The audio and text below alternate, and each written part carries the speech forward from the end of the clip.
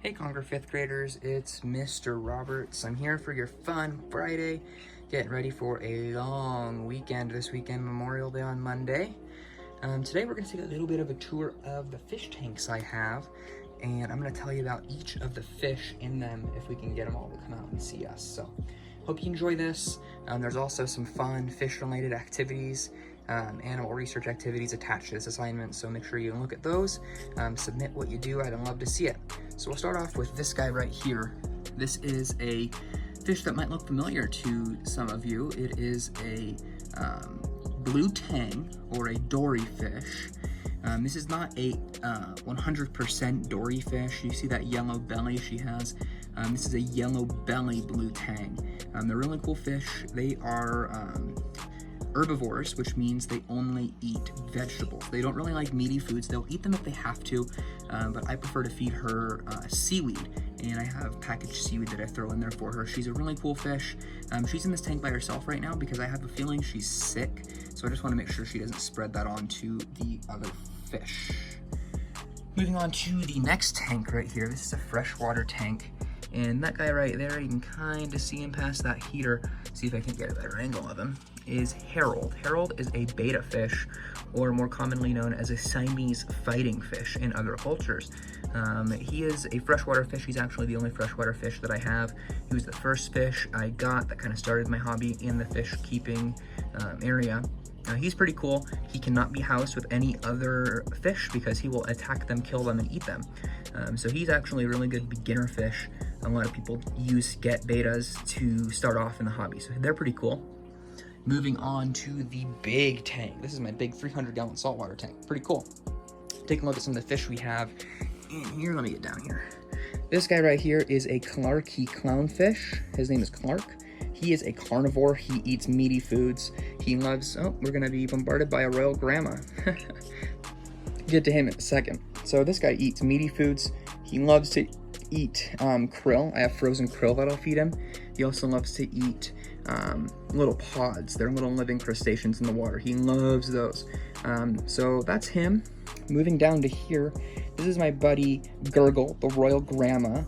He is a omnivore, which means he eats, and of course he's gonna hide, he eats meat and vegetables. He's really cool. He lives in the Indo-Pacific region, if you don't know where that is. It is warm waters down south off of South America. So he's a really cool fish. I really enjoy having him in my tank. Up here is my buddy, the long-nosed hawkfish. Now, the long-nosed hawkfish only eats meat. He's a carnivore. He only eats live meaty foods, which means I have to feed him live copepods. He really likes them. He has a ton of personality, and he's actually one of the favorite fish I have in the tank. So that is the long-nosed hawkfish. See if I can't find, you can see the head right there of the fox-face rabbitfish. He is stressed out right now. I just did a water change on this tank, and he's gonna hide from me. He's back there with my buddy sailfin tang, but normally he is a bright yellow color. He turns brown or gray when he is upset, and he's not very happy right now. He is an herbivore. He only eats plant-based foods. See if he came under there. Yep, there he is right there.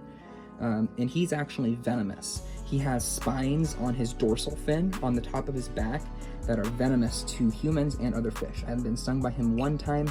Would not recommend that. It did not feel good. He's a cool fish though. Moving on, back up, you saw him dart away. That is Santiago. You can see him through that hole. He is the sailfin tang. He is the biggest fish in the tank. He is the leader of the tank. He kind of tells the other fish what to do. He's super cool. He is an omnivore, which means he eats meaty and plant-based foods. See if he's gonna poke his head out. Yeah, there he is. He is stripy, he's big, and the reason they're called sail fins is those dorsal fins and his back fins actually go out, like they look like a sail on a sailboat, and that's how he uses the current of the water to actually move around the tank. He's pretty cool. So those are the fish I have in this tank. Right there you see a fire shrimp. He helps clean off the rocks. And underneath there you can see some antennas.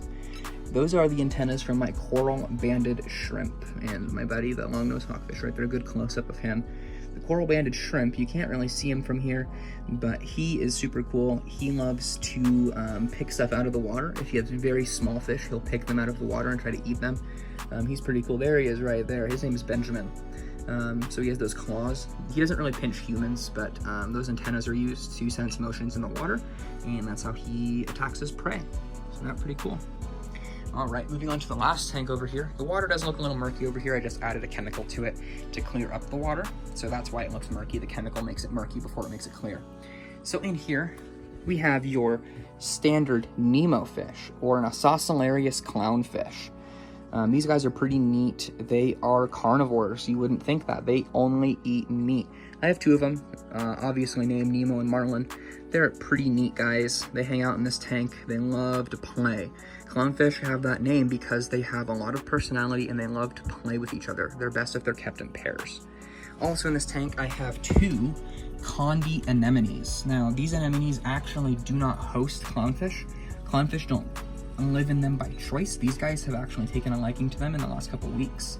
But by choice, they don't actually live in these anemones. They're pretty cool though.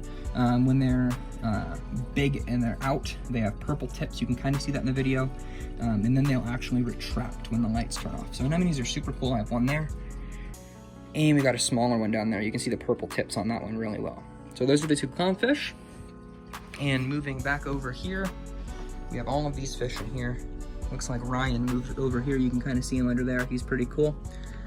And the long-nosed hawkfish. All of the other fish in there. Love them. Harold the beta. There he is. There's a really good picture of Harold the beta. He's pretty cool. He has those red fins. There, you see if you can't get over here and get those red fins in the shot. There he is. He's beautiful red fin. He's about 3 years old now. Yeah, Harold the beta. And of course, our friend Dory. Hope you guys enjoyed this. Again, be sure to let me know what you think and check out the other activities in the assignment. And I'll see you next week. Have a good long weekend, Cougars. See you on Tuesday.